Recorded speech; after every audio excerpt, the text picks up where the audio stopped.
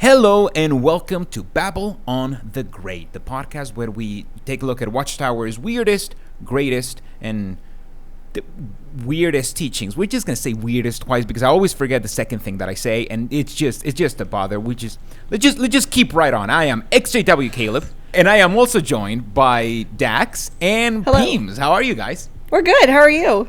I am kind of tired. Not bad. Yeah, I think we're all tired, right? A little bit.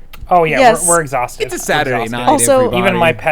Even my pets are exhausted. Yep. They're looking at they just keep walking around the house looking at us like, "Are you going to go to bed yet? Are you going to bed? When are you going to bed?" We're not. We're recording a podcast Exactly. for one listener, Mark. Mark! That is what we are The doing legendary today. Mark. Here's the thing. Oh, Mark, regardless I of how really love you, exhausted Mark. we are, we need to be there for the GOAT, our MVP, Mark. Exactly, and there is no rest for the wicked, and proof of that is the news segment. Let's jump into the news with Peems. Peems, what's going on in the JW world this week, or however recent time works? So the news is going to be heavily tied up in the 2022 governing body update number 3. So I think we're going to mostly cover it in there. But spoiler alert, it is mostly about Ukraine. In my hall, there is quite a few people doing drives for refugees where they're taking donations. Of course, they are only helping out Jehovah's Witnesses, who are Ukrainian refugees. It's one of the interesting things because I would argue that objectively, they're not doing a bad thing in any way, shape, or form. They're actually helping people. It's just a shame that they're only helping Jehovah's Witnesses. And, of course, they give Jehovah all the credit, but it's really the effort of these individual people. The organization isn't doing anything for these people, right? Like the Watchtower Bible and Tract Society that has all the money isn't doing anything for the refugees. It's just a bunch of individual people doing things to help out refugees, and only refugees who are Jehovah's Witnesses. Yeah, Jehovah's Witnesses, they don't really follow the Good Samaritan thing. And the Good Samaritan, let's remember, the Good Samaritan is a man from a different religion helping this Jew who needed help. I thought it was a Jew helping us. The Good Samaritan. Guys, I'm tired. Just ignore everything I say. We're tired. We're tired. Like in this episode, we are tired. You know how in some podcasts you can hear how all of the co-hosts are just bringing their A game and they're like super energized and all this stuff, and you're like, oh man, I really wish I could tone it down. This is the episode that you listen to after listening to one of those episodes, where you will not have that problem with us today.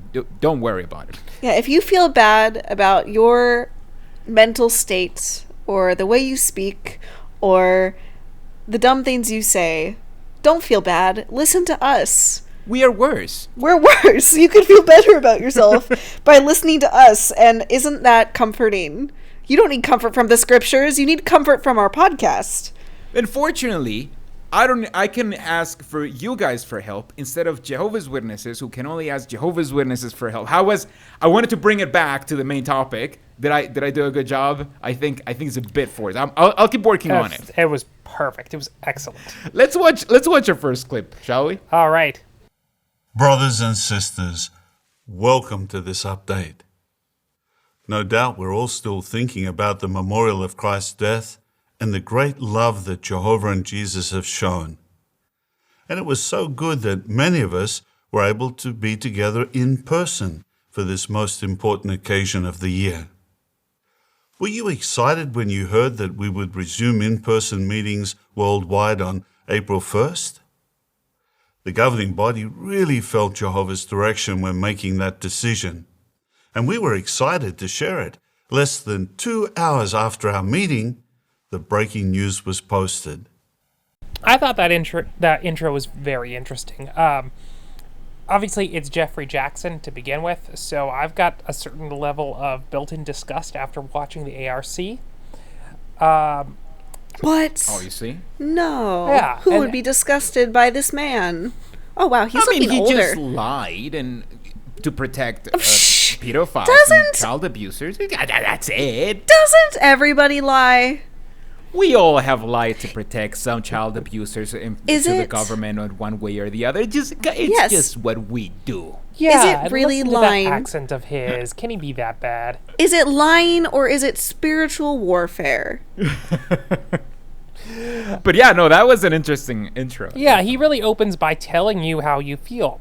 Brothers, were you excited to return to in-person meeting? And then he tells you that they were excited that as soon as they made that decision, they announced it within 2 hours, which I find really interesting. I honestly believe him. I think they're really excited to have people back at in-person meetings because they've been looking at their numbers. Mm-hmm. Yeah, definitely. Well, and as their numbers decrease, their opposers increase with a vengeance, especially during the pandemic when everyone is very bored and feel very cooped up. What do? Online armchair activism.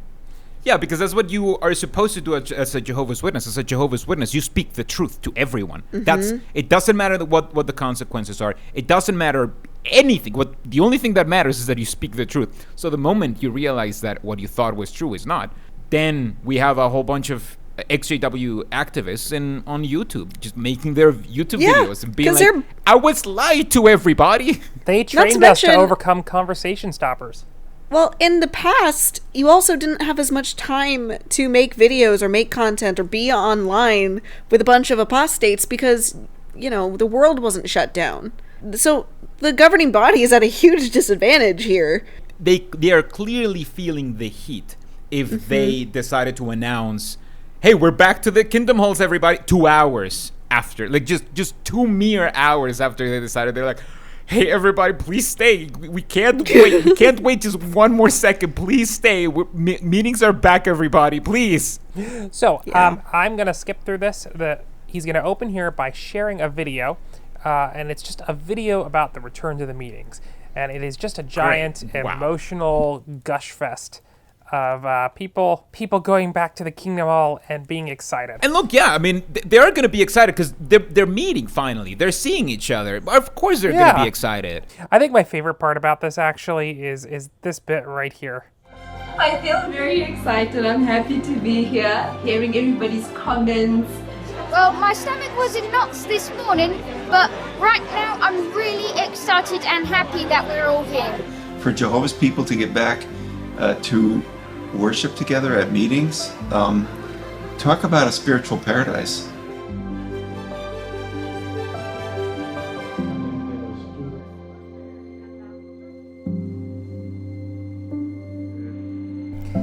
This is how you make sure you spread a disease. Yep. Face-to-face contact. They are extremely close. Like, what's the point of even wearing masks at that point? Seriously, I mean, be like so close to each other. These two men walk up to each other. They're so excited to see each other. They're wearing masks, and so they start they put their hands around each other's heads and then rub their foreheads against each other. It's really awkward body language, actually. They have not left any room for Jesus. Look at that. They are doing a tango. It's hard to express love when you are a Jehovah's Witness and trying to express, as a man, when you're a Jehovah's Witness trying to express love to another man. It's kind of awkward because you don't want to come off as gay, but you also want to express that you like someone. So it is awkward. That does bring me back, actually. Just I've had people, but I don't think, and I've done it to other people where I'm like, hi, to a little hug, mate. It's too much. It's it's not great. But I mean, I don't think I've ever seen two brothers touch foreheads. Yeah, that's just weird. As aggressively as these brothers are. It's very strange. This feels more intimate than going to a kingdom hall in Italy and seeing brothers kiss each other on the cheek. This is more intimate than that. Together. Yeah, they make a nice Actually, couple. honestly, maybe they can be our first intraracial couple. Interracial, yes. For those who think that came out of nowhere, I do want to say that in our last part, we were talking about the fact that interracial couples are very rare in JW broadcasting. Everyone knows that. Everyone has heard every single episode. You don't need to talk down to our audience. Everyone listens to every single episode and every single video. That is something that we can always count on. Also, it's not true because there's Jade and Nina. Nita. Jade and Nita are that's so true. cute together. They are a couple. Also, I have to be honest, this embrace that we're seeing on the screen right now in this update is actually kind of sweet. They look like they were probably really good friends. Yeah. I don't It want to looks sweet. I don't want to shit on them too much. Like I mean, I don't want to I throw think too we much can shade. do That's both. kind of they probably haven't seen each other in 3 years. Look at that. It's a that's happy kinda, thing. It's a happy thing. Yeah. Yeah. All right, so I'm gonna skip through this video. You get the idea. It's more of this. It's a lot Yeah, of it's pretty much a tier segment in your it's a tier segment. in your update. It's a happy tier segment. Still tears though. There's no biblical advice or anything. It's just Yeah. please feel something. So I'm just gonna jump to something real quick. It's just an interesting bit of phrasing. They're gonna go on to praise vaccines here. Oh, let's hear it out. We're in another phase of the pandemic. Now that there is a high rate of vaccination and new treatments are becoming available, many governments have relaxed restrictions. In various parts of the world, life is somewhat returning to normal. What does it mean? We're all learning to live with COVID-19 while still taking reasonable precautions. In time, we look forward to being able to resume additional theocratic activities. Did that imply a return to door-to-door ministry, or is that just me? Yes. Yeah, they're definitely open the door in the most JW way possible, where they can be like, we told you about this, so we always planned it, but then if it can't happen for any reason, they're like, oh, we never directly say. Yeah, it's definitely what they're doing, I think. All right, we're about to have a topic shift here. Now, for the rest of our update, we're going to talk about the situation in Ukraine and Russia. How are our brothers and sisters in those countries doing? How can we cope with any anxiety we may feel about the situation? Have you noticed that whenever they're updating on a disaster of some kind and they say, how do we feel about what our brothers and sisters are going through over in this area? Why don't they ever actually directly address the brothers and sisters that they're talking about? They're never like, our heart breaks for you specifically. Instead, they're like, don't our hearts break for these brothers and sisters? They're never, ever, ever, ever talking to the people who are having a hard time. Instead, they like exploit it and then show a video of those brothers and sisters. Like, look, they're actually being saved by Jehovah through these hardships. But they never actually address them, ever. It's an excellent observation. I think that's because Makes me mad. it will make it obvious that, just as we said before, help is only for Jehovah's Witnesses. But that doesn't mean that every Jehovah's Witness gets help from Watchtower. If they were to show these people, I think it will make it very, very, very clear how little the current governing body cares, because they could help. Then again, as I'm saying that, I realize that is literally everything that they do. They're like, oh, look at these poor brothers and sisters who we are not going to help. We're just going to film. So maybe not. I don't know. Maybe I'm an idiot. I don't know. No, it's an exploitative nature, kind of like how they tell sisters, oh, isn't it a wonderful honor that you have to take on the submissive role to really show just how spiritual you are? Like, it's exploitative. Exploitive? They're treating them like a prop. It's an expletive, right? Yes. No, expletive is a curse word. Well, it is an exploitive insult. or It's perfect. exploitative? It's an expletive because they're insulting them. I think Look, I'm trying to make sense of it. I don't know. Wait, hold on. I think it's exploitative. Exploitative or exploitive? Since I'm being recorded, I don't want to guess because I might be wrong. Cool. I want to be able to claim I knew the whole time, so I'm not going to guess. Exploitative? It is with a D? exploitative, though. It is? Okay. 2 T's. All right. We got this. We figured it out, guys. Dax the Scholar signing off. All right. Continue the video. So I'm gonna skip ahead. Please. But he is going to give the statistics. Over 42,000 brothers and sisters have been displaced. Of them, 19,000 have chosen to flee to other countries, and 32 have died. Wow. That is, oh my God, that is a surprisingly high number, I feel. It's not. The death toll of civilians coming out of Ukraine is depressing. No civilians should die in war either way, but the level at which civilians are being killed in Ukraine is like on a level that I don't think we've seen in modern warfare outside of the Middle East, because America. Yeah. I don't know, because it's surprising to Syria? me, because in Jehovah's Witnesses have such a tight community, and they do care a lot for each other, and they're so against war that... And they have go bags packed. Exactly. So 32 does feel like a bit too many, but yeah, I don't know. It's just it's a hard situation, and obviously it's a huge loss, and I would just love it if they showed us the actual loss, not just, hey, from our club, these are the people who are no longer with us. No, just tell us everything, please, or nothing. You know, you're taking a big risk by making that assumption that they're not going to show us. I did. Is Geoffrey Jackson about to prove me wrong? No, you're dead on. Okay. All right. I was so happy. I was like, oh, shoot. Was I wrong? That was perfect. That they're learning, maybe.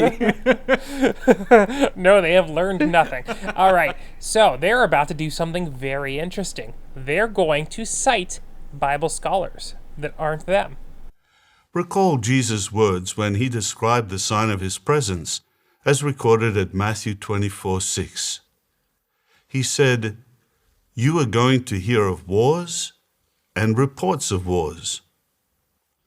Some Bible scholars say that this means wars that are nearby and wars that are in distant places. One translation says, "You are going to hear the noise of battles close by and the news of battles far away." And that's true today. Some of us are hearing the sounds of war nearby. Others are hearing of wars in distant lands. Pause. You know, I What is the point of this? I feel like you both have very strong feelings. I had very high hopes when you said scholars, that we would hear from scholars. And then it's just, when they say you will be able to hear from wars nearby, it means close to you. Did you know that? But also far away? That you need a scholar for this, because how would you know? This was as scholarly as me trying to figure out if the word exploitative is pronounced exploitative or exploitive. You are Dax the scholar. They literally just spent at least 10 seconds proving that reports of wars may mean far away or close by. So it counts. And what does that have to do with because anything? It counts. Because that way, whenever there's a war close by, they can be like, this is fulfillment of Bible prophecy. When there's a war far away, they're like, this is fulfillment of Bible prophecy. Everything is fulfillment of Bible prophecy. It's the illusion of intellectualism. No, you know what it is? It is filibustering, because they can't figure out how to make these any more boring. So they have to filibuster to try to fulfill their boring That is quota. so We got to fill time. Oh man, that is so accurate. God. What else do we have All on the governing body update? The rest of Matthew 24:6 says, "See that you are not alarmed, for these things must take place, but the end is not yet." Do not be alarmed. Or as another translation says, take care not to be scared out of your wits. And another says, be sure that you don't get upset. One thing I've noticed that's interesting is that they do tailor these to the presenter. Geoffrey Jackson, in particular, is the head of the translation committee. And you notice that he is going around and pointing out what this says in other Bible translations and other versions of the Bible. Of course, he's not really giving you anything new. He's using it to fill time. But it is something that is unique to his presentations.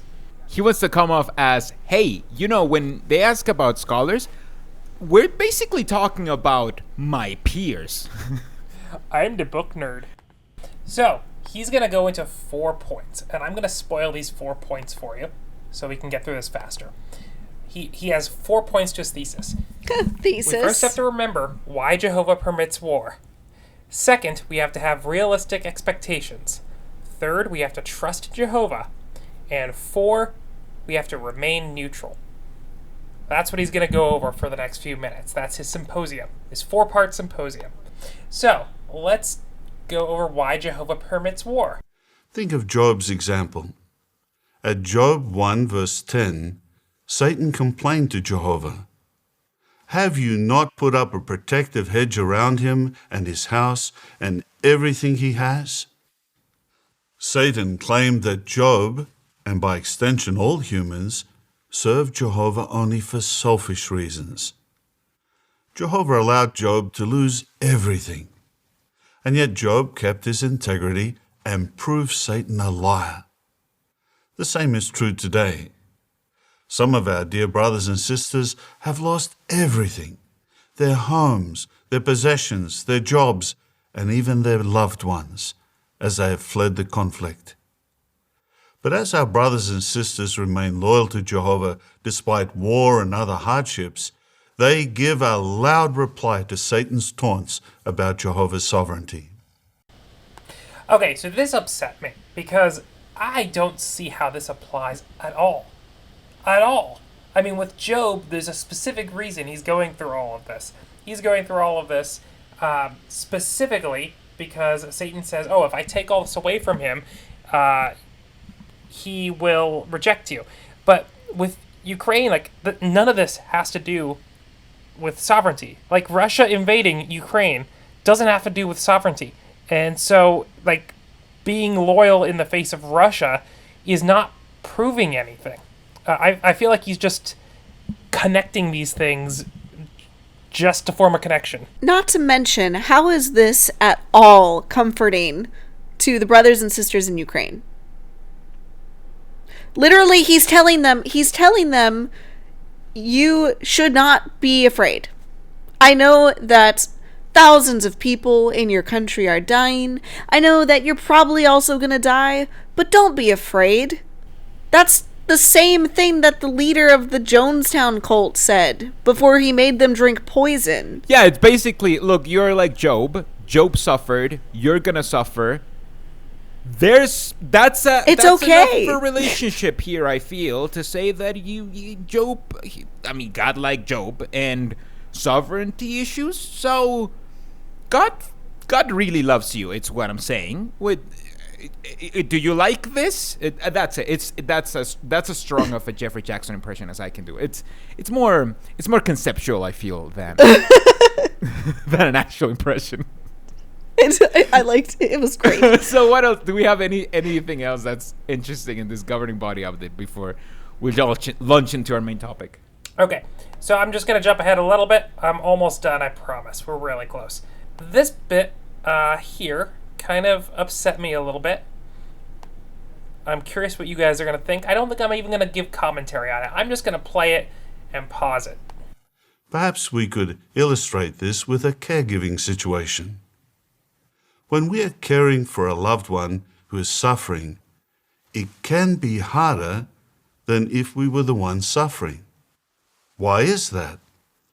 Because when we're the one suffering a problem and we rely on Jehovah, we experience the peace that only He can provide. But for the caregiver observing it, it can be much harder. The caregiver's imagination can run wild with all the problems and worries and what-ifs.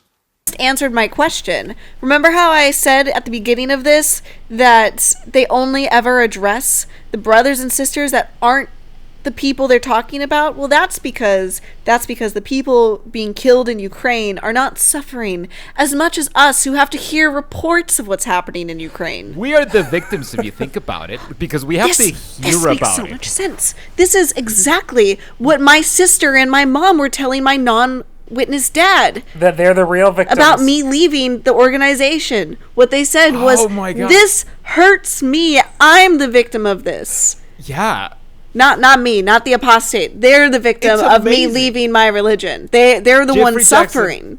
Geoffrey Jackson is applying the same principle. It is my amazing mind is how we blown. see the principle just repeat itself over and over again. You know, when something else happens, this is how you make it about you. It's amazing. You're totally on the money, Dax. There, that is. Yeah, I hadn't even thought of that. It's genius. I was so excited to show you this part when you were talking earlier because he spells it out. He spells it out that brothers and sisters, you, the viewer, Jehovah's going to help them, so they're fine. It's more stressful for you watching than it is for the victims. Because Jehovah's going to help them, but he hasn't helped at least 32. Like, 32 are done for, and we have to hear about it?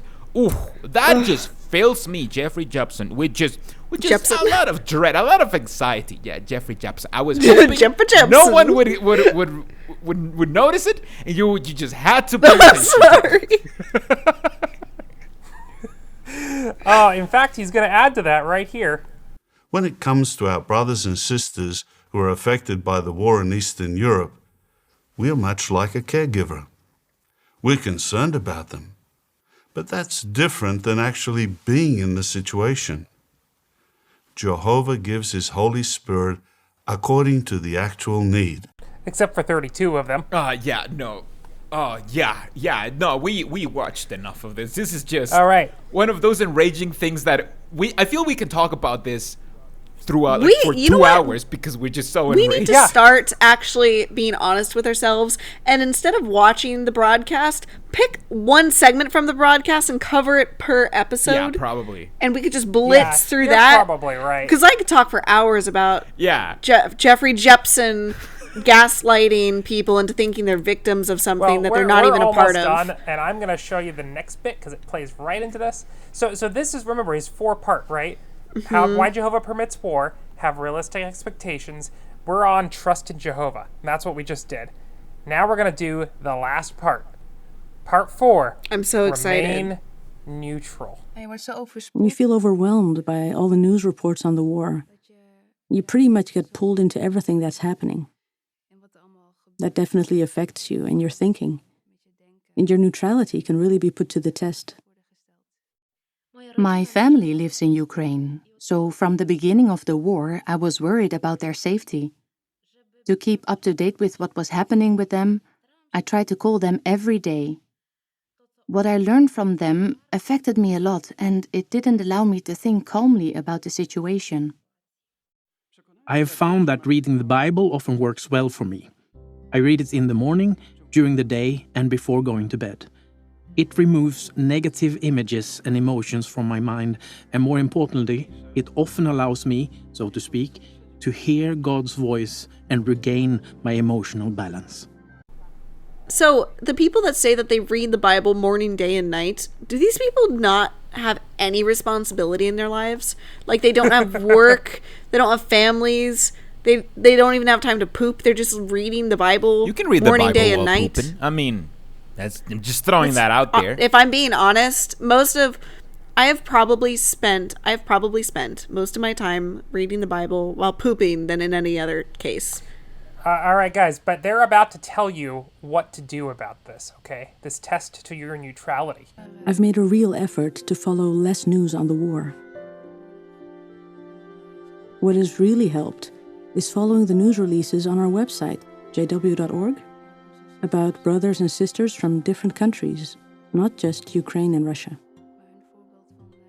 Their example of neutrality and loyalty has also helped me to keep my focus. Be less informed so that you can stay neutral. You need to know less. Yeah, if you are ignorant, it will be easy to just side with us. Now, they do this for a while. I'm going to skip ahead about another minute, and they're going to say that again. That is what they recommend. Did you notice how they cope with the trauma of news reports? They focus on God's kingdom as the solution. They limit the amount of news they consume, meditate on how Jehovah has helped his servants in the past, pray frequently, and focus on the time when there will be no more war, but instead lasting peace. Limiting the amount of news. You need to limit the news you take in so that you won't become non-neutral. Okay? You don't want to know that Vladimir Putin is attacking your family. Right? That person in there earlier who was talking about they have family in Ukraine. Yeah. It tested their neutrality because Vladimir Putin is trying to murder their family, and they cannot have an opinion against Vladimir Putin. No, they can't. No, they of course can't. not. That will be No, because then they wouldn't be neutral. Caleb? Yep. Caleb, I need you to do me a Yeah. favor, because you have a voice very similar to the most interesting man in the world who says, "Stay thirsty, my friends." I need you to say, "Stay ignorant, my friends," with your amazing accent. How should I say it? How does he say it? I don't know how. Do I have to? You've never heard it? I have never heard Peems, that. Can you pull up the "Stay thirsty, my friends" clip? All right.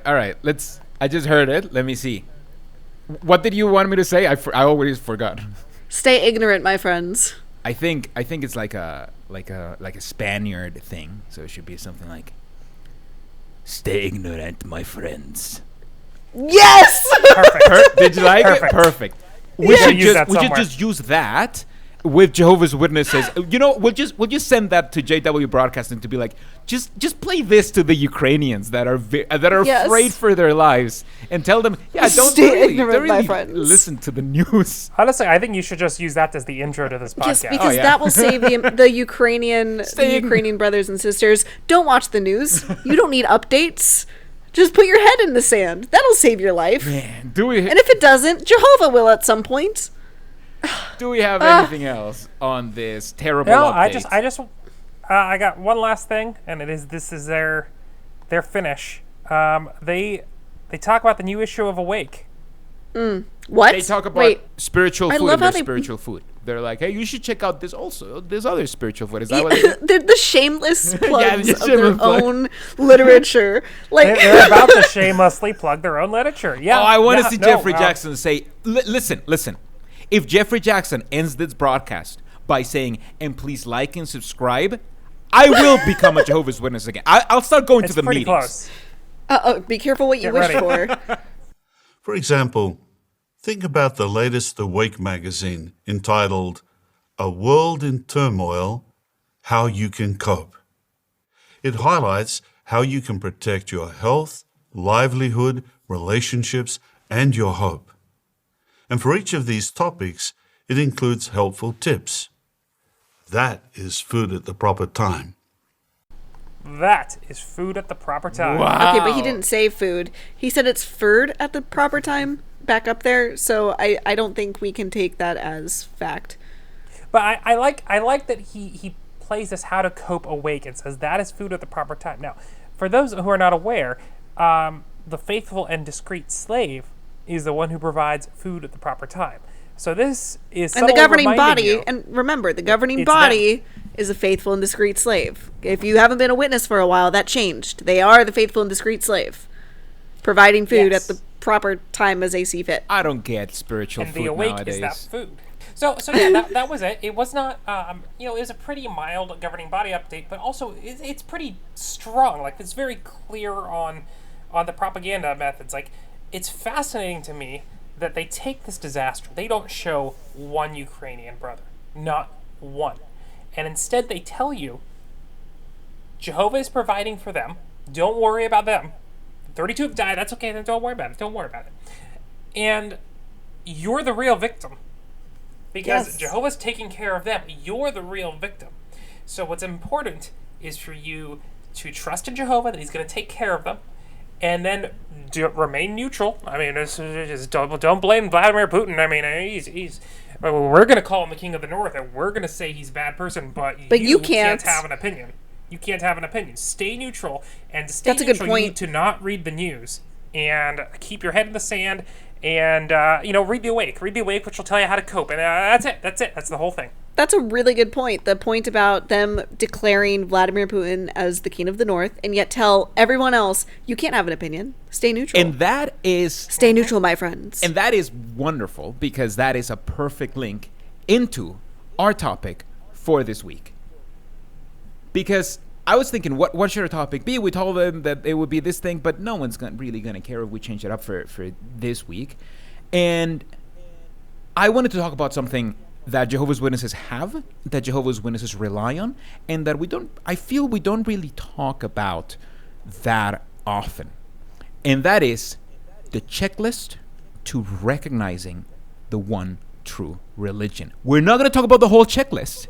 I think in order for us to be able to dismantle it, we should give every single point of that checklist its own episode, starting with the first one, obviously. Now, there are several checklists that Jehovah's Witnesses use as the checklist to check what is the right religion. We're going to use the checklist in the newest book, Good News from God. Lesson 10. How can you recognize true worship? True worshipers respect the Bible as God's word. And they just give 3 sentences. And those 3 sentences, I was like, as soon as I read those 3 sentences, I realized that I needed to talk about this because I had so much to say on each sentence. It says, this hits me personally, and I'm really excited to see. But I just had a debate with a PIMI about this exact thing. Now, their list may not be the same as the one you're about to give me. I'm really excited. Yeah. Oh, I know. I had to get my opinion out before you finish the whole story. That's been a trend of this podcast. Is I know. I built to someone, and then is Caleb build it, and then we're gonna knock it down. We're gonna pull that Jenga block right out. You just like a fart noise or something, just like deflate me. F you in particular. F you and your beautiful voice in particular. So let's hear out what they have to say. True worshipers respect the Bible as God's word. They say the following thing about what that means. They strive to live by its principles. First sentence. Second sentence. So true religion differs from religion that is based on men's ideas. And finally, true worshipers do not preach one thing and practice another. I think Jehovah's Witnesses don't fit that criteria. So the first sentence is they strive to live by its principles. I would say that Jehovah's Witnesses think that they strive to live by its principles, but they are not allowed to determine what those principles are because the religion is based on men's ideas. That would lead to the next sentence. But what would you guys say? Do you think Jehovah's Witnesses strive to live by biblical principles? No. And here's why. Because I strove to live by biblical principles, which is why I had a very hard time being a witness. Because what witnesses strive to do is two things, if you're a good witness. Follow their Pharisaic dogma, Pharisaically. Of course. And 2, keep up appearances like an Italian mother trying to outdo all the other Italian mothers in her neighborhood. That's it. That is all there is to it. Yes, witnesses, the only thing they do is follow the rules to a T and make sure everyone else is. And if they're not, finding ways to kick them out because they're clearly not good enough to be witnesses because they're not following every single rule to a T. And that in and of itself means they're not a principle-based religion, or they wouldn't do that. And second of all, keeping up appearances. They have to be a better witness than all the other witnesses that they've witnessed. And it's gross. That's true. In fact, the very first thing that they check in a judicial committee once sin has been committed is who knows about this. So that is true. That not only is that what happens, that is institutionalized. So yeah, you're definitely spot on that. Yeah, the number of people who know about something having been done directly affects the punishment. If it's only you, or if it's only a small number of people, versus a public thing, you get different punishments. You get different results. The appearances, it's coded into the rule book that appearances matter more than the crime. My PIMI friend would argue that Bible-based principles would be things like door-to-door preaching. Oh, we will get to door-to-door preaching, but hopefully in a future episode. But because believe me, that is part of the list, and there is also a ton that can be said about that. But let's just focus on the second sentence. So true religion differs from religion that is based on men's ideas. can I hear your arguments first, and then I will give my argument now against like the argument that I very carefully thought of for constructed. Yeah, for the past, like I gave it like almost like 3 minutes worth of thought. So true religion, say it again, true religion is based on... So true religion differs from religion that is based on men's ideas. Yeah. So here's the thing. Is it really... Can the witnesses claim that their religion is a true religion because it's based on God's kingdom if they're doing things like producing the Watchtower and the Awake and literally just putting a lens to interpret the Bible through, and you have to read their Watchtower and their Awake and their publications to have a deeper understanding of the Bible? That's you reading the Bible on their terms, and they are men. Yeah, exactly. I would say you're right in the fact that you are leaving doctrine to men to interpret it, and you're assuming that those men are right. However, like next to this sentence, there is a Bible verse to argue against what you said.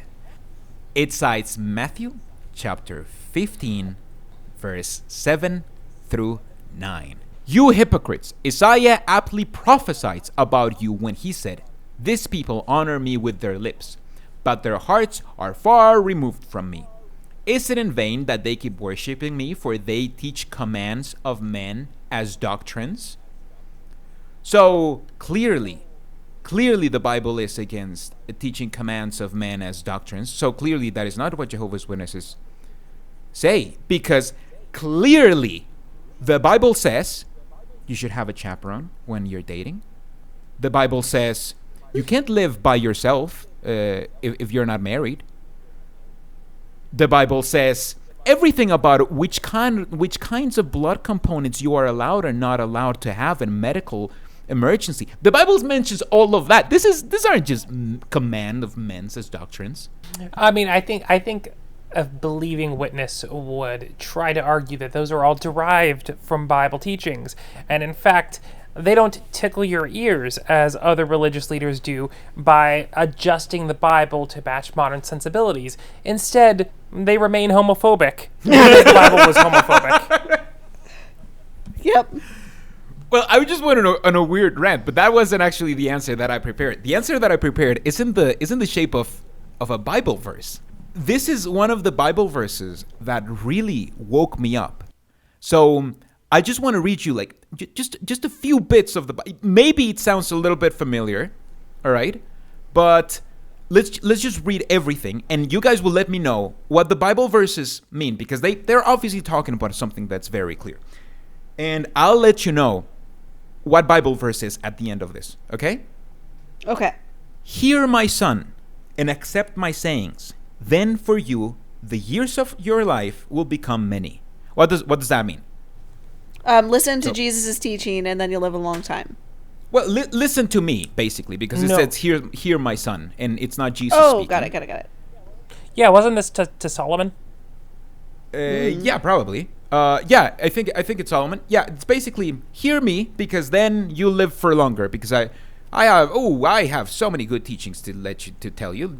You'll leave it. I'm Solomon. I wanted to slice a baby in half at one point. Yeah. Then it says, I will instruct you even in the way of wisdom. I will cause you to tread in the tracks of uprightness. So this is building up on the other verse, right? Hear me, because not only will you live for longer, you'll be wiser, right? Makes sense. So far, so good. Are we interpreting the Bible correctly so far? Yeah. I mean, this does sound like my mother talking about experience and not knowing better. But yes, go ahead, continue. When you walk, your pace will not be cramped, and if you run, you will not stumble. Take hold on discipline. Do not let go. Safeguard it, for it itself is your life. So what is he saying right now? Your life will be easier because you do as I say. Your pace will not be cramped. Yeah. So just take hold on discipline. don't let go because it's life. He's just building up the way that I like to build up, but he doesn't have Dax or Peems to just burn everything. Knock over his Jenga tower. I'll keep going. Into the path of wicked ones do not enter, and do not walk straight on into the way of the bad ones. Shun it. Do not pass along by it. Turn aside from it and pass along. Okay, but that's like, okay. What is it saying so far? Here's what I hear. That's like somebody saying, don't jump off a bridge because your friends are all jumping off a bridge. Or like, hey, maybe don't make friends with bad people. That's what that sounds like. You are trying to read like way too much into this. This is... Sorry, that's the way I am. No, but this is basically saying... I'm just saying you're giving the Bible way too much credit. I feel what it's saying is basically... I give pretty good advice. Don't go with the wickeds. Yeah. Yeah, don't hang out with wicked I people. give pretty good advice, and you should like, do kind of generally what I say. Don't hang out with wicked people. And then it keeps saying, for they do not sleep unless they do badness, and their sleep has been snatched away unless they cause someone to stumble. For they have fed themselves with the bread of wickedness, and the wine of acts of violence is what they drink. So what this so is... So it's just building up on what it. What this is Simba's father saying, no, all of this land is your kingdom. Yes. Well, what about that shadowy place over there? No. We don't go over there. Don't go over there. Yes, everything evil resides over there. You are interpreting it exactly the way that I interpret. I don't think there are many ways to interpret it, which will make what's coming just a little bit surprising. And now I'm just going to read it, and I'm going to tell you what I interpret, okay? But the path of the righteous ones is like the bright light that is getting lighter and lighter until the day is firmly established. Based on what we have read, this means that in 2022, there will be 8 men in New York, and they will make mistakes sometimes, and it will be okay, because that would be old light, and they will get new light. Oh my God. Oh my gosh. This is the Bible verse that they will use to talk about new light, which is basically the way that they say, we fucked up, but this is the solution to it, because it's men's doctrines. If it wasn't men's doctrines, they should not be able to change it. They should not even need to change anything. And instead of that, since they are so men, they have to grab this Bible verse and say, mistakes are okay, everybody. This is what this means. So yeah, if they are teaching a religion that is based on men's ideas. My favorite part is when new light flip-flops. Like, yeah. I've had cases where like something became old light, then became new light again. And like, that's not how it's supposed to work. I'm sorry, but that is how it works. Have you seen a light switch? Or are you still living in the dark ages, saying that once the candle's out, it's out? No, Peems. We live in a modern era, and now we have light switches, so they can do whatever the hell they want. Also, I would like to point out real quick, because I think this is extremely important. If we rewind, listeners, about 45 seconds, I said that something was bull, and in my head I thought to myself, I'm not going to say bullshit because we can't curse too much, and immediately after it was followed by Caleb saying fuck. I don't give a fuck. I'm not Jehovah's Witness anymore. And I so Thank badly. you, though. Thank you for your sensibilities. No, I'm not offended. Maybe should I be caring? No, but you answered my question. My question was, I wonder if Caleb wants us to censor ourselves, because I did, I said bull, and thought to myself, I'm not gonna say shit, and I'll, because I don't really know, and then immediately but we're gonna have to tag this episode explicit, right?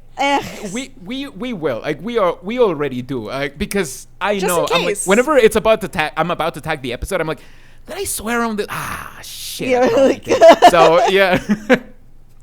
all right. Well, I need to do something here.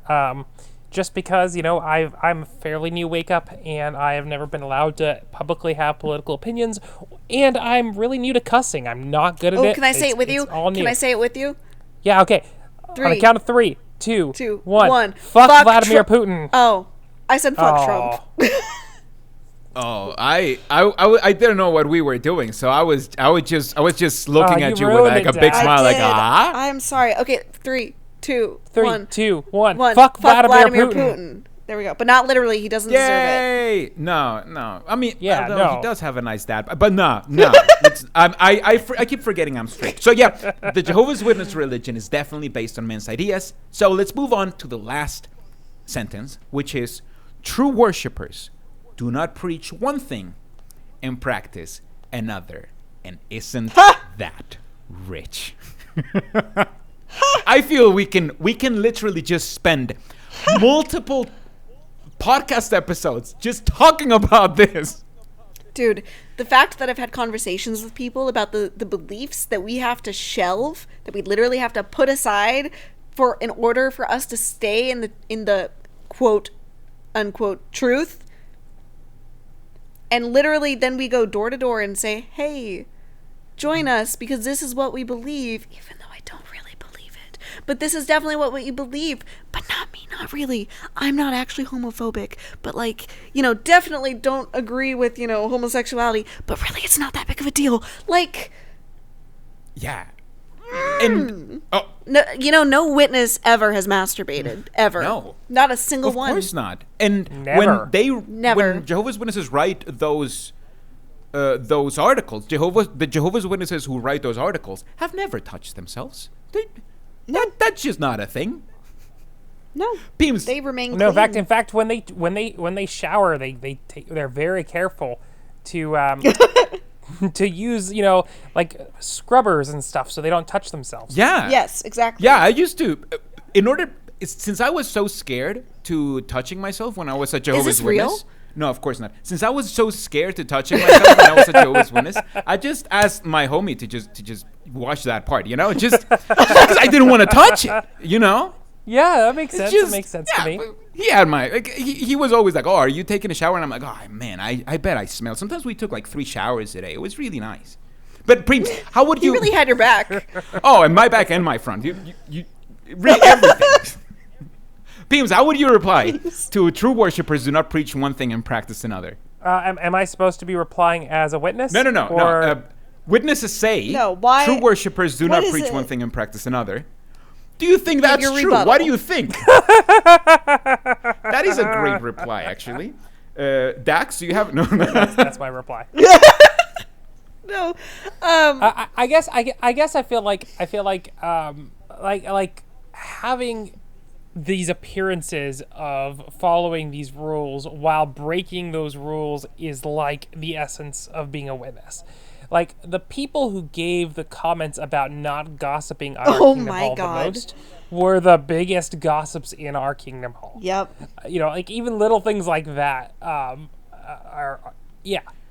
Yeah, the way that I would answer it, honestly, when I first read it, I didn't even know where to start because I was like, oh, should I go? The first thing that I thought of was the United Nations and how Jehovah's Witnesses were part of the United Nations as an NGO for almost a decade without telling anyone. And then an article showed up on the Atlantic or something. I can't remember. An article showed up and they were like, hey, did you know how Jehovah's Witnesses are super against the United Nations and yet they're like an NGO? They're like an active part of it. Isn't this weird? And the Jehovah's Witnesses, the Watchtower organization, I should say, said, oh yeah, it's just we needed a library card, and I guess they didn't know that they didn't need to be an NGO to get a library card because you don't need to be. It's a gigantic thing. But then I thought, so ridiculous. Yeah, but then I thought, well, I could also take it to higher education and how they constantly tell witnesses, don't go to higher education. Unless we need a witness to go to higher education, then we will put someone through higher education because we need to defend ourselves in court against the child abuse problems. And then I realized, there's also the child abuse problems and how, whenever someone sins and they have consensual relationship, like sexual relationship, they get shunned and whatever. But then when it's the higher ups, that elders, circuit overseers, whoever they know, and they know how to work the system, they can just abuse children, which is far, far worse. It doesn't matter what you think of premarital sex. You can agree that having sex with children is far worse. And then the Jehovah's Witnesses have a gigantic problem with there because I believe because it's so prevalent that they are so afraid of what would happen if people knew about it. So it's a gigantic topic. It's honestly, the same reason that Catholics and the Pope did not comment on the altar boy problem for decades. But they did. No, they defended themselves, but they didn't actually address the problem until maybe within the last decade. Yeah, that's true. But they did eventually come out and apologize, and yes, that would never but happen. But I'm not talking about recently. I'm talking about for decades they denied it. Oh, yeah. Like, it's hypocritical. One of the things I find funny is how many times the Watchtower library, it's at least 3 times, the Watchtower has criticized or mocked Harold Camping. Who? Harold Camping. So he was a... Wait, but who is Harold Camping? Harold Camping is if the Jehovah's Witness organization, if the Watchtower organization was just one guy. That's how I see it. Oh, gross. I mean, I kind of just see him as like if there was a modern day Rutherford. Yeah, basically another just, Rutherford. Please, actually give an answer to that because I just gave a bad answer. Obviously, just actually answer their question.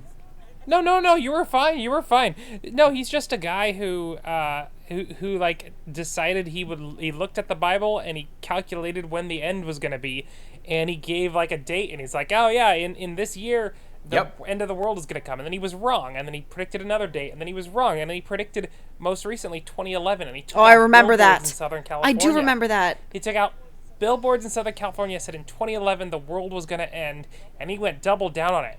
And when 2011 happened and the world didn't end, you know what he did? What? He said, well, I was right about my calculations. The end just started in heaven.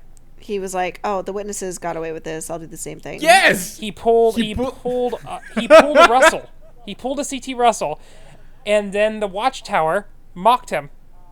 To quote, Watchtower 2014, religious leaders sometimes predict tragic worldwide events to warn mankind and gather followers. Doomsday prophet Harold Camping and his disciples widely advertised that the world would be destroyed in 2011. Needless to say, the world is still here. With absolutely, like, no self-recognition. That's just so stupid.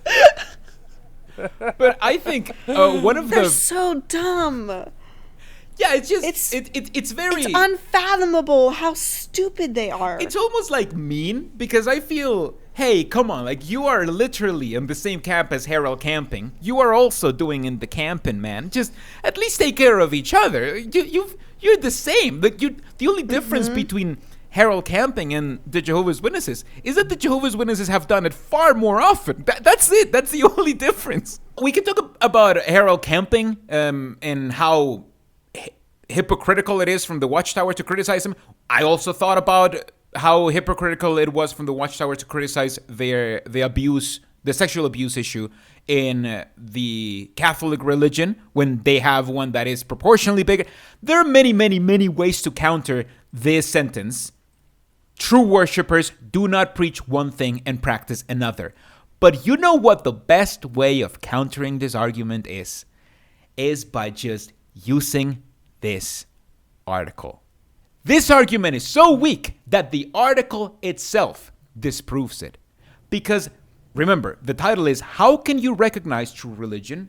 Is there only one true religion? Yes, there is one. And the whole point of this lesson is to convince someone that Jehovah's Witnesses are the one true religion. So, if you ask a Jehovah's Witness, hey, do Jehovah's Witnesses believe that they have the one true religion? The answer should be a yes or no. It's a yes or no question. So the answer should be yes, period.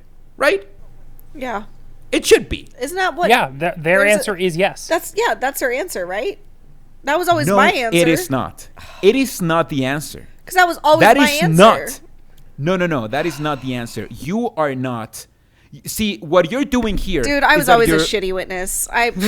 You're being honest. No. Exactly. You're being honest. You're being direct. You're being straightforward. That's not going to attract new converts, okay? What you need to do is go to jw.org, go to the frequently asked questions, because that is tailored to the, as Jehovah's Witnesses call them, the non-believers, aka the non-Jehovah's Witnesses. And they have an article called, Do Jehovah's Witnesses Believe That They Have the One True Religion? And let me just read you the answer because it's just 2 paragraphs. It should be yes, period, but it's 2 paragraphs. It says, those who are serious about religion should think that the one they've chosen is acceptable to God and Jesus. Otherwise, why would they be involved in it? That's the first paragraph. That's not the question. The question is, do Jehovah's Witnesses believe they have the one true religion? And it's basically saying, I mean, anyone who has a religion thinks that that's the right religion. Your belief, it's called your belief for a reason, because you believe it. And then they say in the second paragraph, I'm like, okay, where's the yes? The second paragraph says, Jesus Christ didn't agree with the view that there are many religions, many roads, all leading to salvation. Rather, he said, narrow is the gate and cramped the road leading off into life. And few, meaning one, are the ones finding it. Jehovah's Witnesses believe that they've found that road. Otherwise, they'd look for another religion. End of article. Literally, they can't even give a straight answer. How difficult is it? Like, they don't even, that's not even something you have to hide. Like, every religion believes. It's an easy thing. You should look at the homophobia bits. Yeah, every religion believes that they have the truth and that they are the one true religion. And no one is offended by that. That's not an offensive thing inherently, because of course you believe you have the one true religion. It doesn't matter, right? So the fact that they're couching it is so stupid and unnecessary, because I'm not offended by the Catholics thinking that they're right. I'm not offended by Islam believing that they have the true religion, or Buddhist or Taoist. Like, it's not an offensive thing. Why do they need to couch this?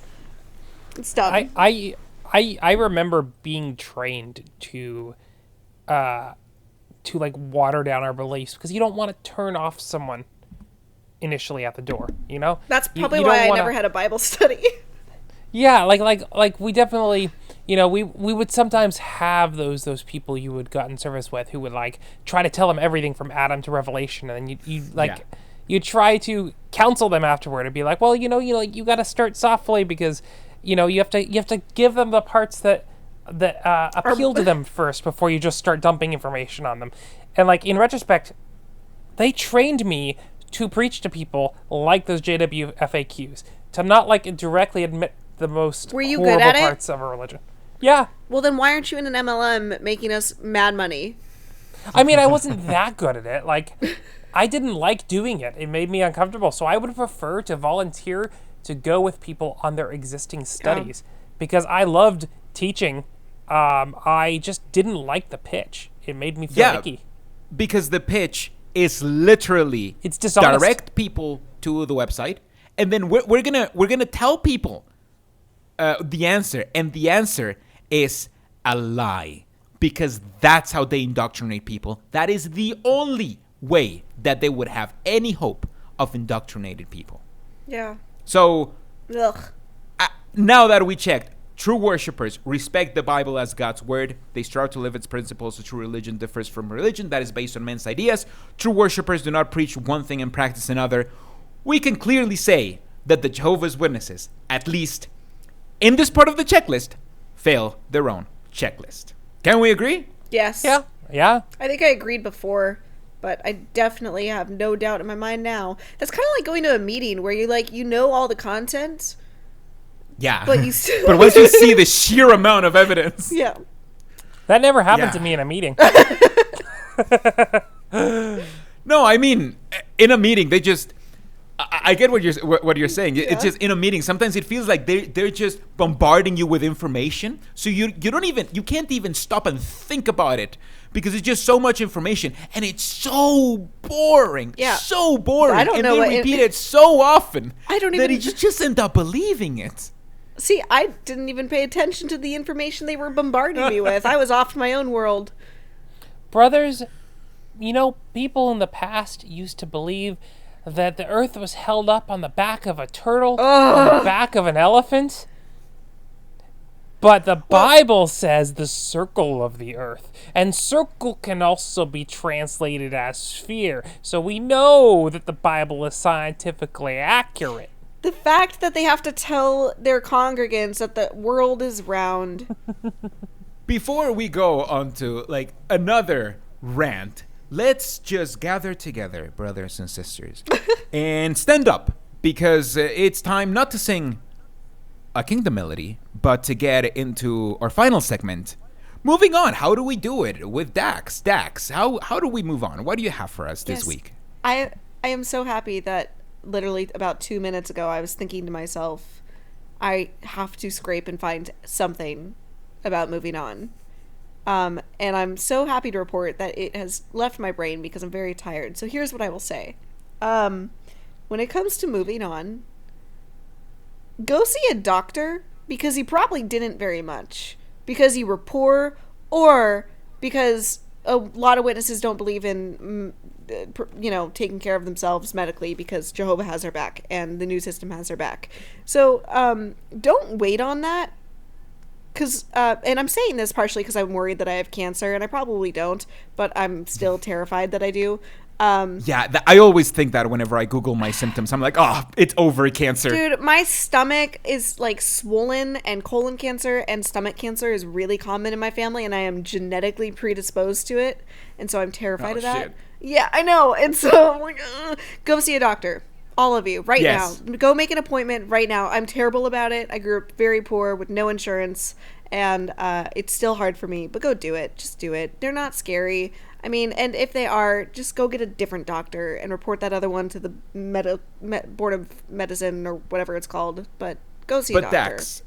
Dax, are you preach one thing and practice another? Read John 17:17, and have you made an appointment with a doctor yourself? Yes, I see them next month. Perfect. Or sorry, next week. I was like, next month, that is too much for potential cancer. But embarrassingly enough, though, they gave me I have to collect 6 stool samples.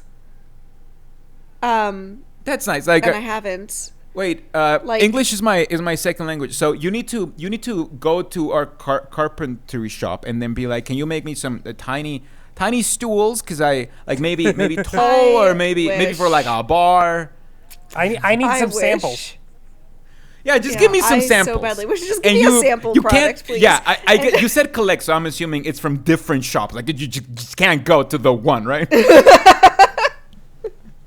I'm just trying to bring some levity. That is how I handle hard situations. I also have to go get my blood drawn, and they're gonna pull eight samples of blood. No, I can't. And I can't handle blood.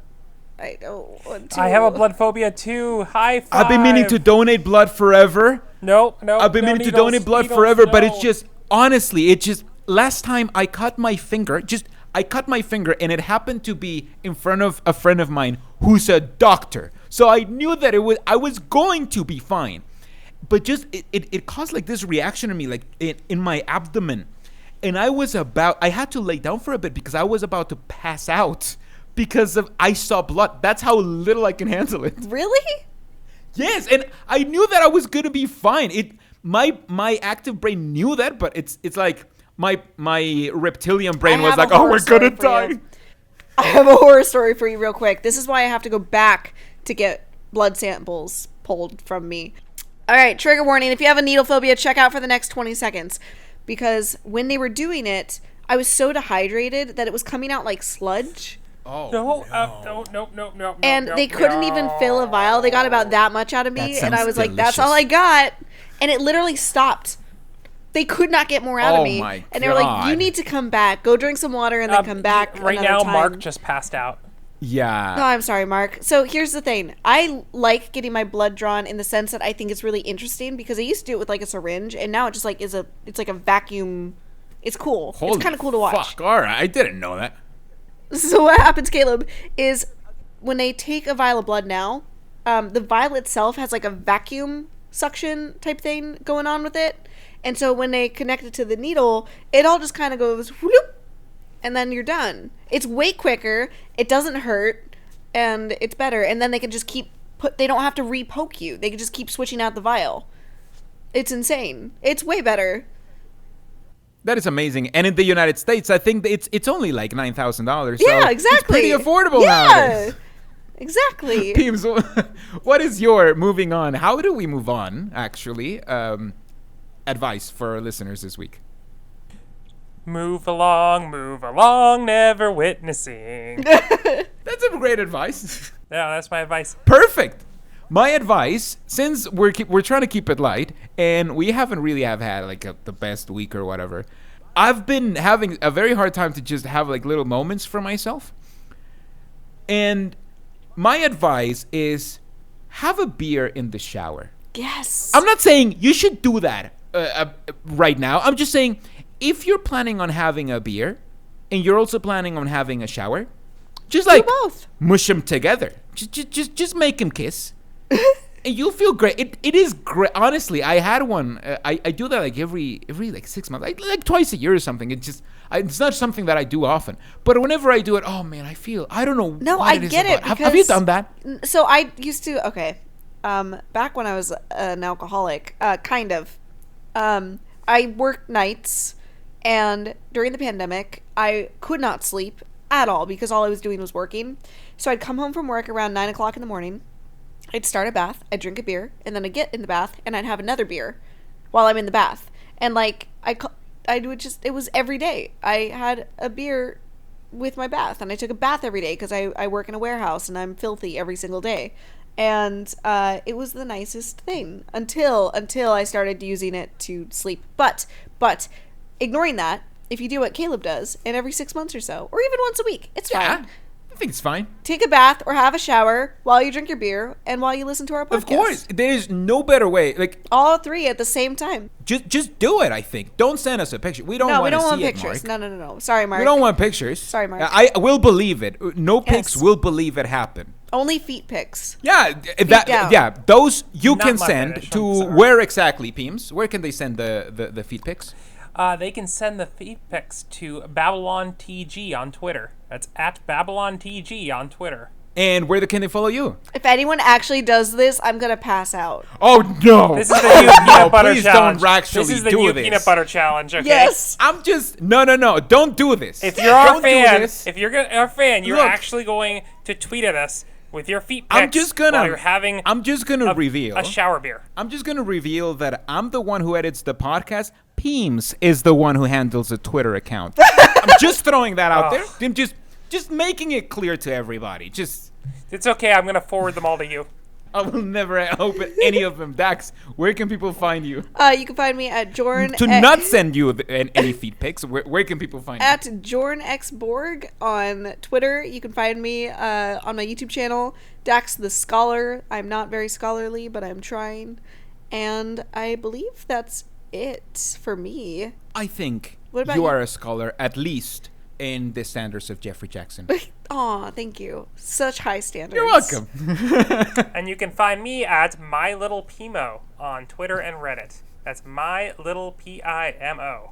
And I am at ExJW Caleb on Twitter and on YouTube. I'm still working on videos.